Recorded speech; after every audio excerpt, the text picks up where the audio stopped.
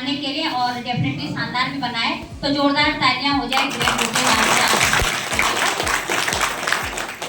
साथियों, सिस्टम की परंपरा के अनुसार हमेशा पहले अपना नाम परिचय करना होता है, तो मैं भी अपना नाम परिचय करूंगी। मेरा नाम सुषमा बिष्ट है। बेसिकली मैं रुद्रप्रयाग डिस्ट्रिक्ट की रहने वाली हूँ। वर्तमान में देहरादून में रहती हूँ और नहीं करना चाहती थी इस बिजनेस को, जबरदस्ती इस बिजनेस में आई हूँ और मुझे लगता है जो जबरदस्ती धकेला जाता है वही बड़ा काम कर लेता है।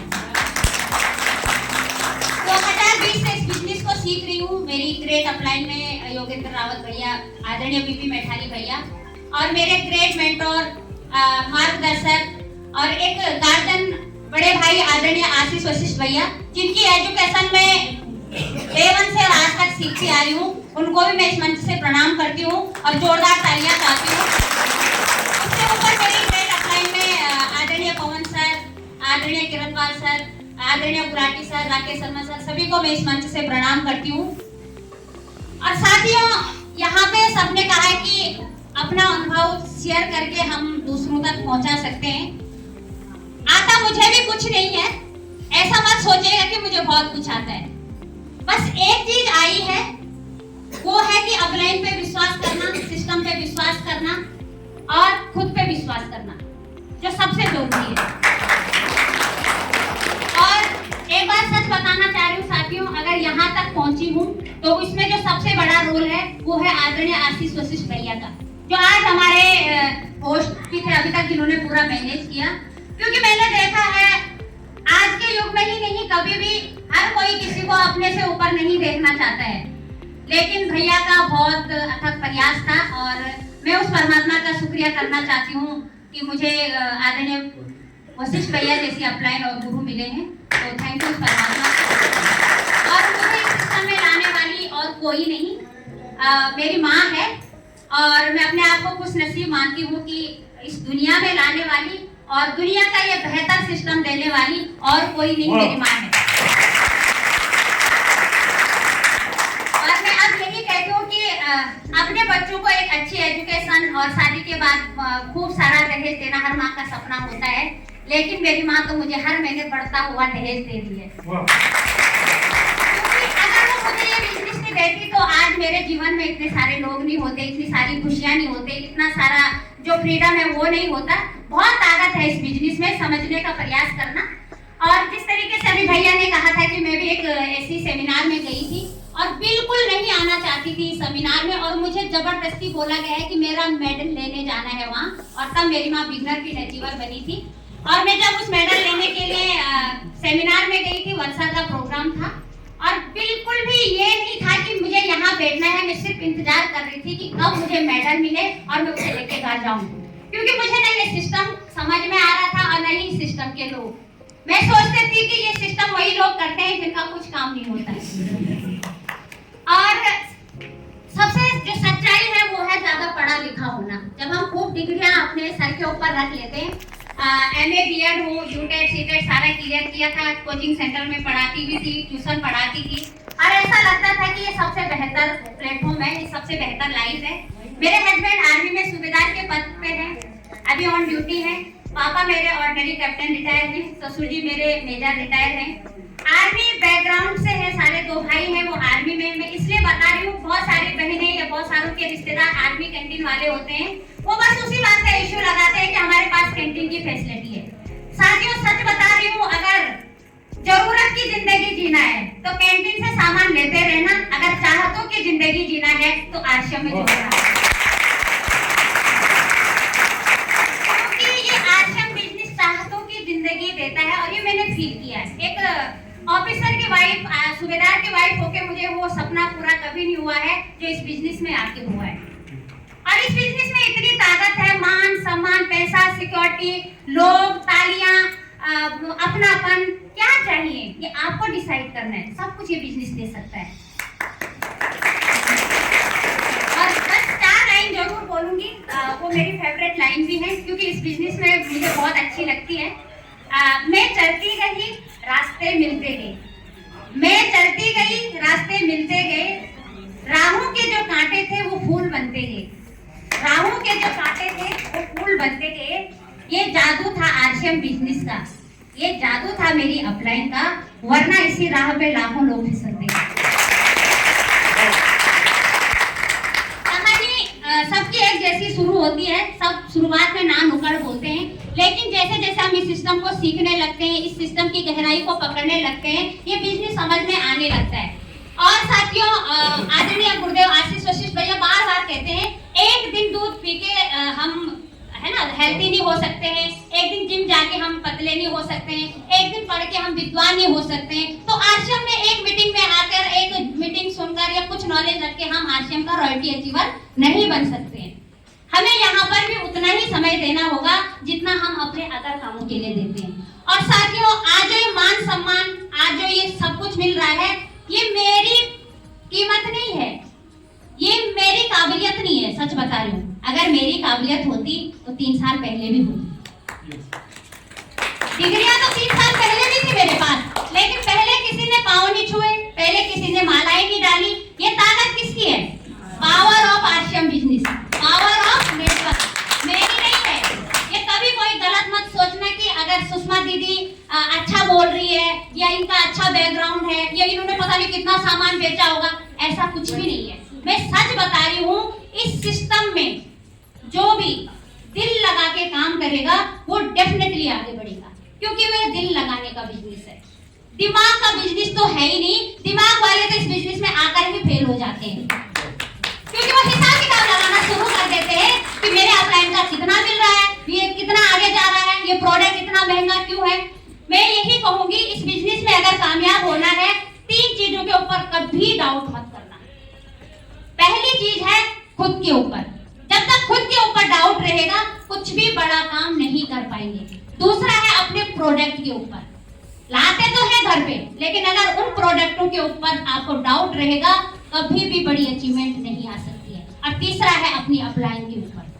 वो अपलाइन भगवान जैसी होती है, बाकी दुनिया का मुझे नहीं पता, लेकिन एकमात्र आश्रम बिजनेस ऐसा है जहाँ पे हर एक अपलाइन ये चाहती है कि मेरी डाउनलाइन की ग्रोथ हो। क्यों? क्योंकि उस डाउनलाइन के ग्रोथ में कहीं ना कहीं उस अपलाइन का भी स्वार्थ होता है, ये सच बात है। और साथियों, क्यों ना उस डाउनलाइन को बढ़ाया जाए, जब उसके बढ़ाने से हमारा भी चेक पड़ता है। बाकी दुनिया क्या करती है? टांग खींचने का काम करती है, कहीं हाथ नहीं खींचा जाता है। एकमात्र ऐसा प्लेटफॉर्म जहाँ पे आपको विश्वास करना होगा अपनी अपलाइन के ऊपर। क्यों? क्योंकि वो आपका कभी बुरा नहीं चाहेगा। डाउनलाइन का बुरा करने का मतलब सही यही होगा कि अपनी जोड़ों पे दीमक लगाना। अपनी अपलाइन के ऊपर हमेशा विश्वास रखिएगा, क्योंकि वो अपलाइन को पता है कि अगर उसका डाउनलाइन आगे नहीं बढ़ेगा तो वो भी आगे नहीं बढ़ेगा। लेकिन इसमें एक पॉइंट आपको जरूर नोट करना है, इस चीज को बिल्कुल ईगो में मत रखिएगा कि हमारे अपलाइन का काम है हमें आगे बढ़ाना, है ना। हम तो कुछ भी नहीं करेंगे, अपलाइन में तभी बढ़ना है जब हम बढ़ेंगे। याद रखना, बाप एक होता है, बेटे अनेक होते हैं। अपलाइन को कई सारी डाउनलाइन मिल जाएगी आगे बढ़ाने के लिए, लेकिन आपको अपलाइन नहीं मिलेगी। ये जरूर याद रखना।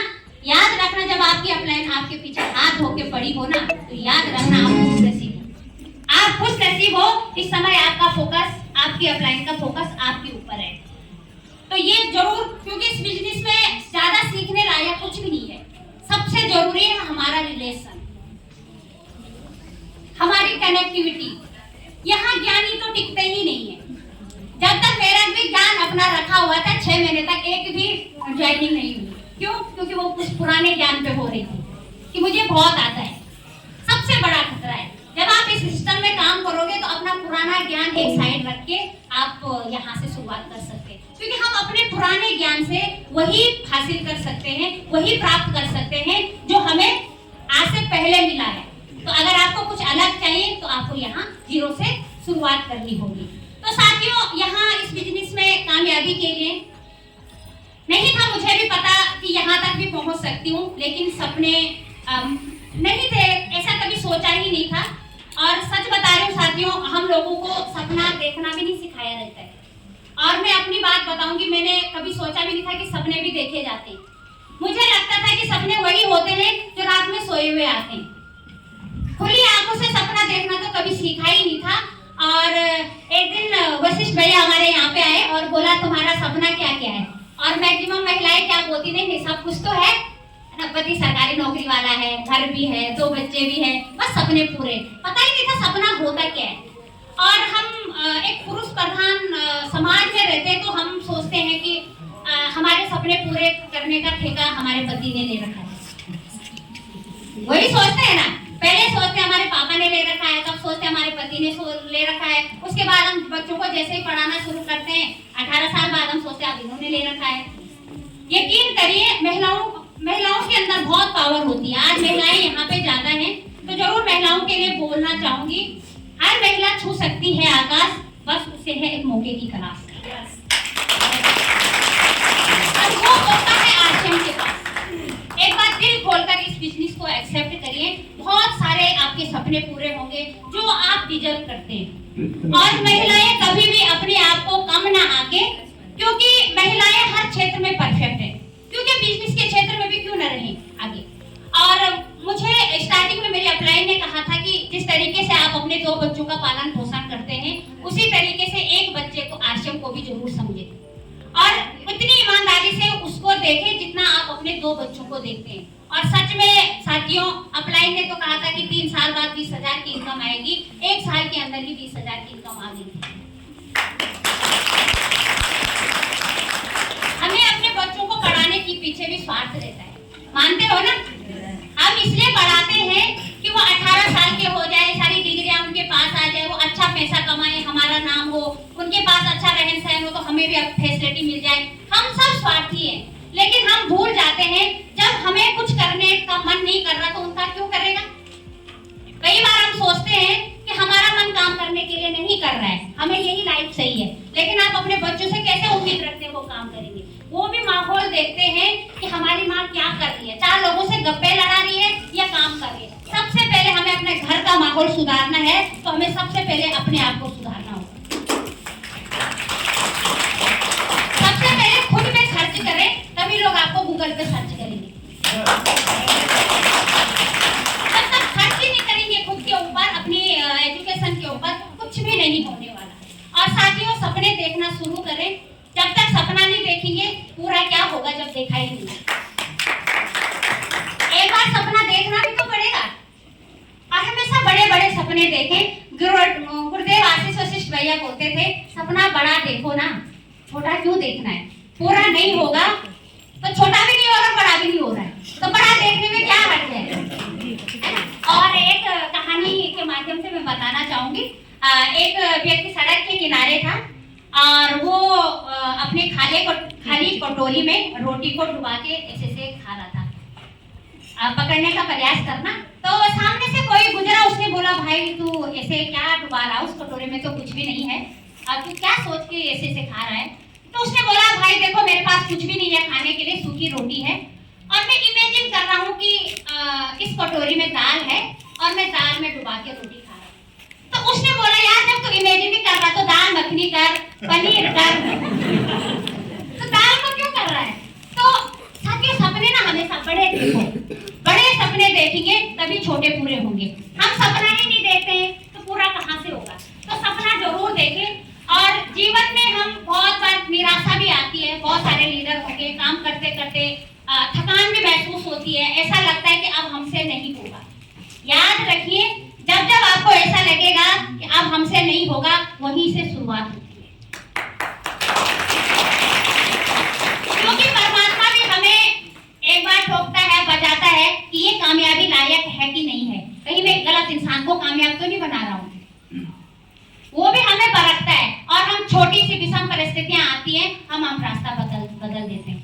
ऐसा नहीं है कि परिस्थितियां मेरे साथ नहीं आई हैं, 2 छोटे छोटे बच्चे थे, सारा काम घर का करना पड़ता था, बस यही सोचा कि अगर हम अपना वेस्ट टाइम को इन्वेस्ट में डालेंगे तो डेफिनेटली बड़ा काम कर सकते हैं। सरकार को भी मेरे लिए नौकरी नहीं बची हुई थी, कभी नहीं थी, और मैं शुक्रिया चाहती हूँ आश्रम का, वो सबको रोजगार दे सकता है, हर एक व्यक्ति को रोजगार दे सकता है। आप टैक्स करने की हिम्मत तो रखो। जिस सरकार को सुषमा बिष्ट को 20,000 की नौकरी देने के लिए भी नहीं थी बस की, आश्रम ने 70,000 पर मंथ की इनकम सरकार के भरोसे कि कब नौकरी आएगी, कब पैसा आएगा, कब हमारा भविष्य बनेगा। और अभी किसी ने बताया था कि नौकरी में, तो साथियों ये मैंने देखा है, क्योंकि बचपन से ही पापा नौकरी में थे, हस्बैंड नौकरी में थे। नौकरी से कभी सपने पूरे नहीं होने वाले, क्योंकि नौकरी वाले की नौकरी तो कभी बढ़ती नहीं है। ऊपर से आता है एक और नीचे से जाते हैं 4-4 लोग। कमाने वाला एक, खाने वाले 4, नौकरी कहाँ से बनेगी? तो जरूर फोकस करें बिजनेस के ऊपर। और ऐसा नहीं है कि और बिजनेस में पैसा नहीं है, लेकिन याद रखिए और बिजनेस में टाइम लगाना पड़ेगा, इन्वेस्टमेंट लगाना पड़ेगा, जो एक आम इंसान के पास नहीं रहता है। जीरो से और फ्री इन्वेस्ट करके अगर हम इस बिजनेस में बड़ा काम कर सकते हैं तो क्या बुरा है। आइए जगाइए खुद को, सीखने का प्रयास करिए। विषम परिस्थितियों में भी जब मैंने देखा है कि महिलाएं सबसे ज्यादा विषम परिस्थितियों में टिकी रहती है, लेकिन जैसे ही अपने ऊपर बात आती है वो पीछे हट जाती है। हर किसी को मजबूती देती है, बच्चों को सहारा देती है, परिवार को सहारा देती है, लेकिन जब खुद की बारी आती है तो एक अबला नारी बन के घर में बैठ जाती है। हमने पुरुषों को दोष मत दीजिएगा। कई बार कई लोगों के बहाने होते हैं कि हमारे घर वाले हमें कुछ नहीं करना देते हैं, इसलिए नहीं करने देते कि क्योंकि हमें गप्पे मारने के अलावा कुछ आता है। सही करते हैं वो, मैंने खुद को देखा है। हम पे अगर बिलीव नहीं किया जाता है, उसके कसूरवार और कोई नहीं है, हम खुद हैं। अपने को साबित करके तो दिखाओ। जब एक लड़का बीए पास करता है, उसका एक ही सपना होता है कि मैं नौकरी कहाँ करूंगा, मेरी शादी कैसे होगी, मैं अपने बूढ़े माँ बाप को कैसे पालूंगा। और लड़की क्या सोचती है, मेरा तो क्या है, एक अच्छा सा राजकुमार आएगा, मेरे को ले जाएगा, वो मेरे को भी पालेगा, है ना, मेरे बच्चों को भी पालेगा। देखो ये हमने अपनी सोच बना रखी। अपने बच्चों को ऐसा मत सिखाइएगा। जितना उस पुरुष का हक है उतना ही महिला का हक भी है, जितना लड़के का हक है उतना ही लड़कियों का हक भी है। अगर समानता चाहे तो काम में भी समानता होनी चाहिए। महिलाएं सोचती है कि काम में समानता ना हो और अधिकार में, ये पॉसिबल है नहीं है। सबसे पहले सुधारना है तो हमें खुद को सुधारना है। यकीन रखिए हम खुद को कमजोर बनाते हैं, क्योंकि महिलाएं ज्यादा है ना यहाँ पे, इसलिए कह रही हूँ। और पुरुष भाई जो है इस बात को बाहर मत ले जाना। तो समझने का प्रयास करिए।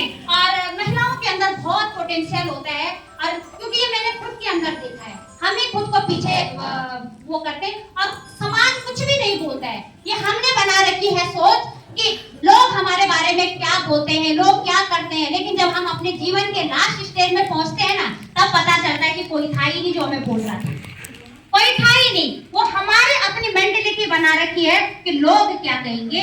और एक रामायण की कुछ पंक्तियां हैं, रीत जगत की ऐसी है, हर एक सुबह की शाम हुई, तू कौन है तेरा नाम है क्या, सीता भी यहाँ बदनाम हुई।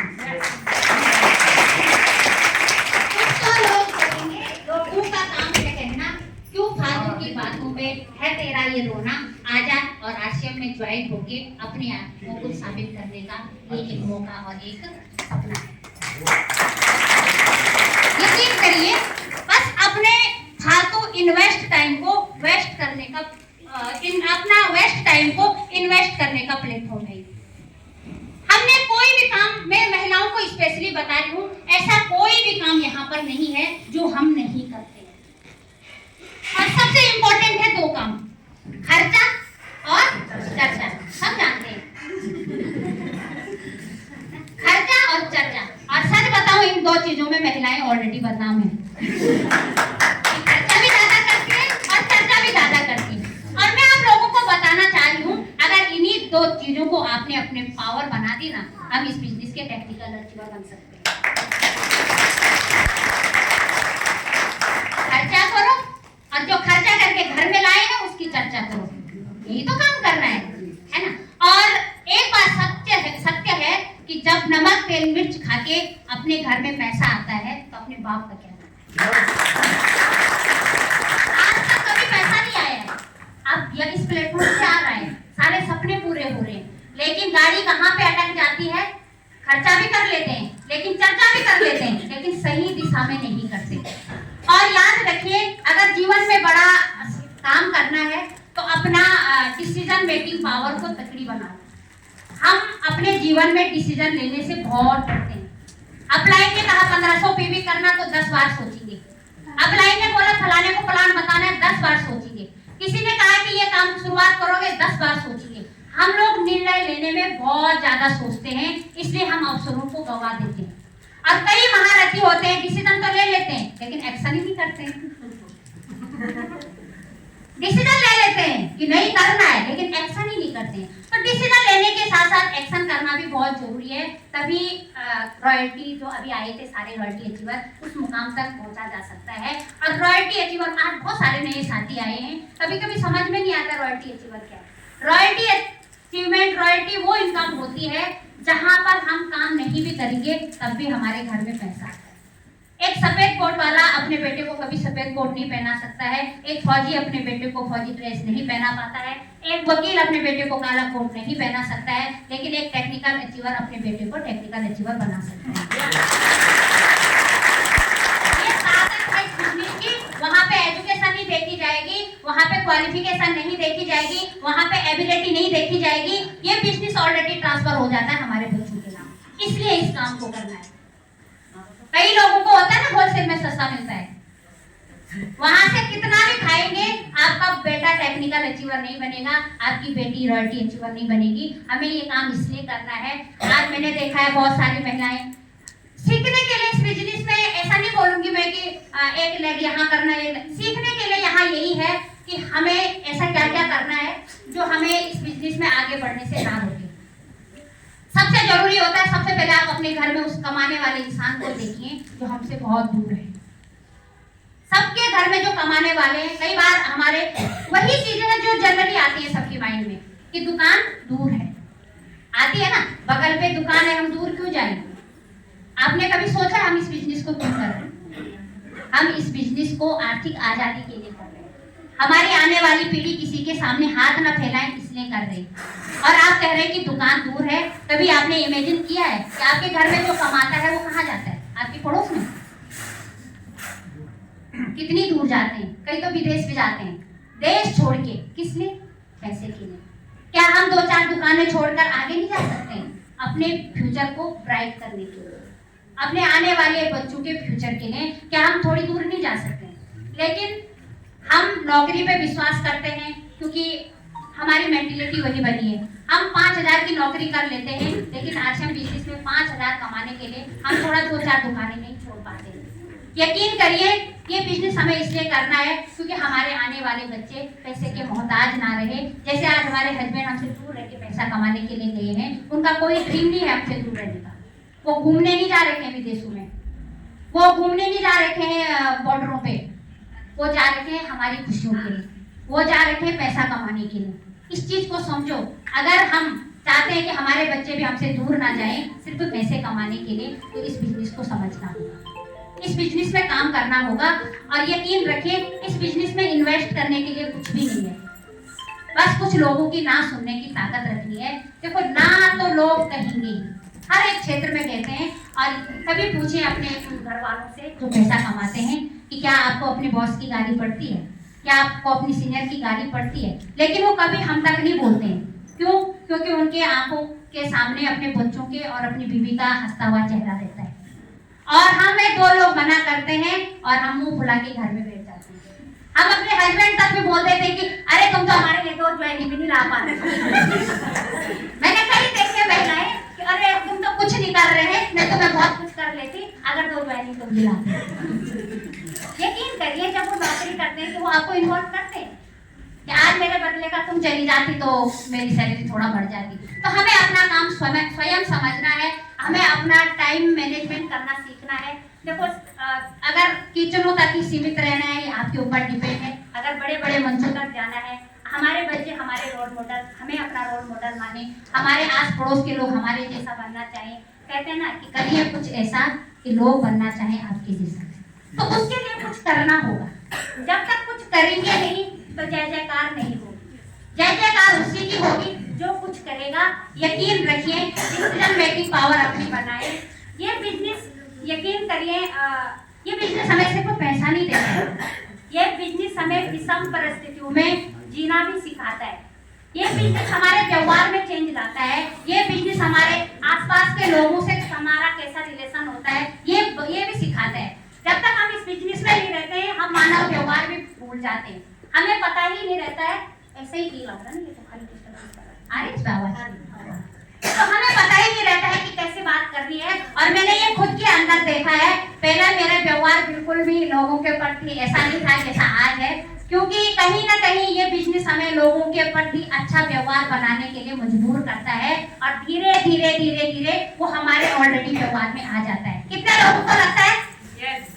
क्योंकि हमें हर एक व्यक्ति में अपना डिस्ट्रीब्यूटर दिखता है।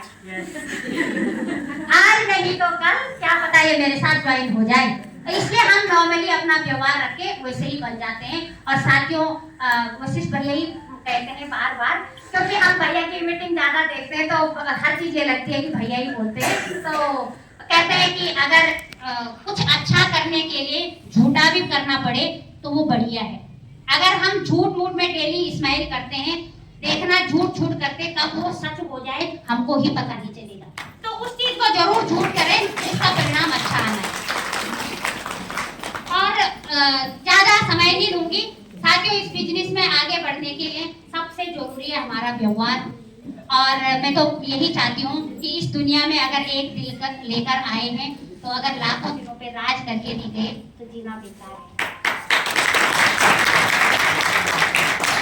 पॉसिबल है इस बिजनेस से, क्योंकि इस बिजनेस में वही टिकता है जो ऑलरेडी चालाक ना हो, जिसके मन में गलत विचार ना हो। कभी भी देखना आप इस बिजनेस में जो आता है, ये समझ लो अगर आप नए हैं, अगर आप 6 महीने के बाद यहाँ से हट गए तो आपके अंदर चालाकी है। सोच लीजिएगा, क्योंकि इस बिजनेस में वही टिकता है जो दिल का साफ होगा, दिल का नेक होगा। चालाकों की इंडस्ट्री नहीं है, क्योंकि यहाँ नैतिक मूल्यों के ऊपर काम होता है।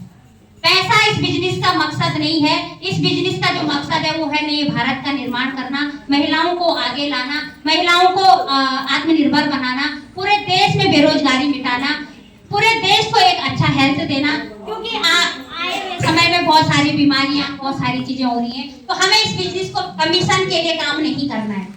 शुरुआती दौर में इस बिजनेस को कमीशन के लिए नहीं करना है, एक मिशन को लेकर करना है। अगर इस मिशन में सक्सेसफुल हो गए, कमीशन पीछे से झक मार के आएगा।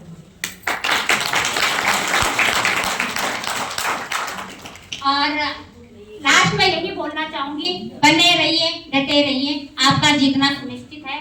विश्वास करिए अपनी अपलाइन पे, विश्वास करिए अपने जो आपको इस सिस्टम में लाया है, विश्वास करिए उस प्रोडक्ट के ऊपर जो आपको अमीर बनाने का सपना पूरा कर सकता है। और याद रखें, परिवार हो चाहे व्यापार हो, उसके साथ ईमानदारी बहुत जरूरी है। जब तक परिवार और व्यापार के साथ ईमानदारी नहीं रहती, ज्यादा दूर तक कामयाबी नहीं होती। बस यही मेरी कहानी थी।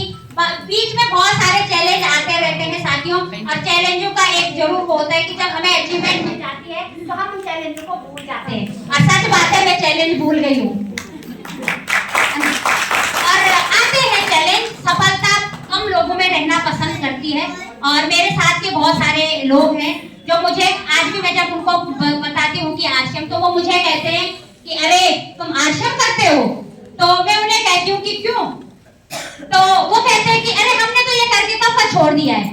मिलते होंगे ना आपको, मुझे भी मिलते हैं। तो मैं उन्हें कहती हूँ कि आपने क्यों छोड़ा, कैसे छोड़ा। आज तो मैं विश्वास कर सकती हूँ ना, क्योंकि मेरे घर में 70,000 65,000 की इनकम आ रही है। तो जब मैं उन्हें कहती हूँ कि आपने क्यों छोड़ा, अरे वो बड़े शान से कहते, हमने तो पहले ही दिन छोड़ दिया। तो साथियों, समझ में नहीं आता कि उन्होंने पहले दिन कैसे छोड़ा आश्रम। तो आश्रम तो देवन को छोड़ने लायक कोई चीज ही नहीं है। तो लोग कुछ भी बोल देते हैं, यकीन अपने पे रखिए, अपने अपलाइन पे रखिए जो उस रास्ते से चल रहा है। बेटे को MBBS कराएंगे तो भी वो चीजें नहीं करनी है सलाह। इस डायरेक्ट सेलिंग में रॉयल्टी अचीवर जाना है तो रॉयल्टी अचीवर्स को पूछे, टेक्निकल जाना है तो टेक्निकल अचीवर्स को पूछे, बिगनर जाना है तो जो आपके अपलाइन में बिगनर है उनसे पूछे।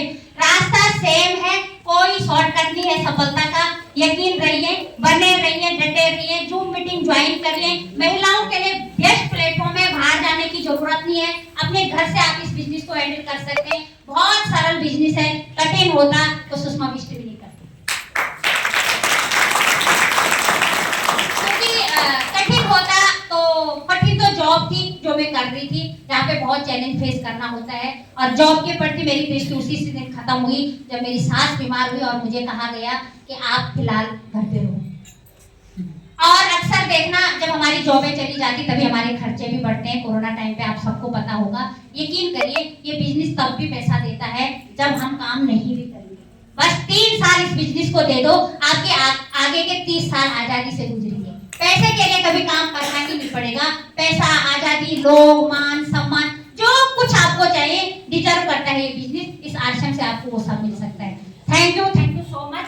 और आप सबका